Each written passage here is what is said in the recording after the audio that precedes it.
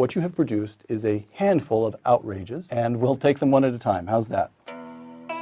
Race wasn't the basis of slavery? It's a simple historical matter. Slavery existed for thousands of years, as far back as there are any records of human beings.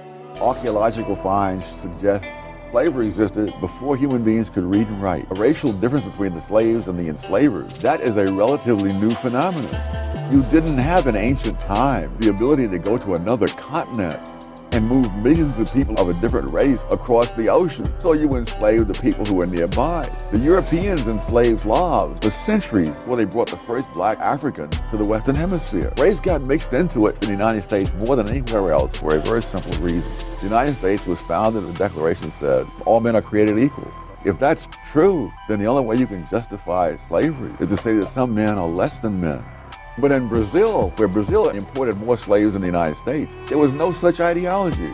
Brazil was not a democratic country. The whole issue never arose. No, the differences between income between Western Europeans and Eastern Europeans is greater than the difference between blacks and whites in the United States. Differences in income are the rule, they are not the exception. So looking at all these sociological studies that show a persistent gap in incomes, how would you describe that?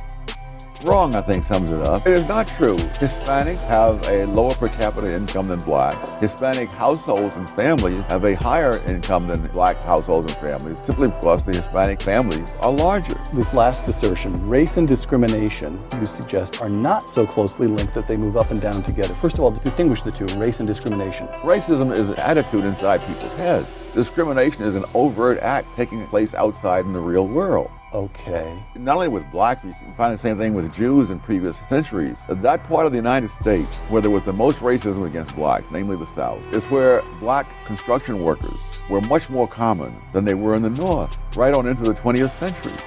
Most people are unaware that in the South, blacks were the construction workers. I remember a professor at Howard University saying that when he was a boy in the South, his father pointed to some man on the street and said, he was the first white construction worker in this town. And so what was going on there? Whites could think of blacks as somehow or other separate, but they'd still employ them because the market made it profitable to do so. Yeah, in fact, a law had to be passed to stop this because in the 20s, and particularly as the Depression got underway, construction companies in the South using black non-union labor would come up to the North and underbid on government contracts, taking them away. This was very common to the point where they passed the Davis-Bacon Act, which said that on government contracts, you must pay the prevailing wage, which translated almost invariably into the union wage. So your point on the distinction between racism and discrimination is, don't worry about racism. It's inside people's heads. You can't measure it. There's a strongly subjective, just forget about it. Concentrate only on discrimination. And the best answer to discrimination is to let markets operate, because then people will tend to militate against discrimination. When people have skills to offer, they'll be employed. Whatever this notion of racism in people's heads is, don't worry about that. Is that right? Yeah, what I'm saying essentially is that racists may prefer one race to another,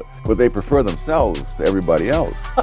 So they'll do what's profitable. That's right, that's right.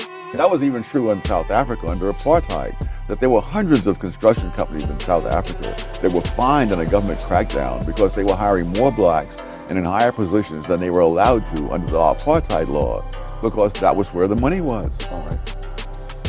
So your point on the distinction between racism and discrimination is? Racists may prefer one race to another, but they prefer themselves to everybody else.